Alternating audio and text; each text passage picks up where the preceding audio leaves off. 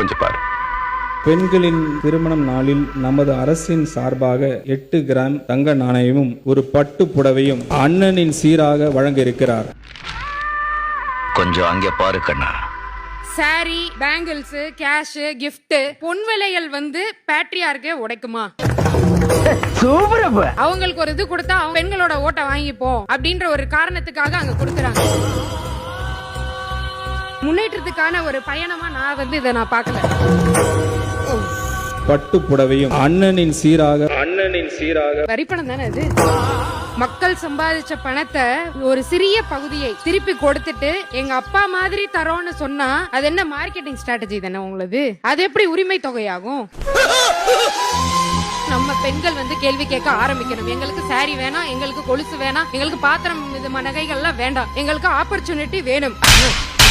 நீ கேட்ட ஒவ்வொரு கேள்வி என்ன செருப்பால அடிச்ச மாதிரி இருக்குடா. மாதிரி இல்ல, உண்மையிலே செருப்பால தான் அடிச்சது. எங்க அண்ணனுக்கு ஒண்ணுனா எவனா இருந்தாலும் மறப்போம். எங்க அண்ணனுக்கு ஒண்ணு எங்க அண்ணனே அடி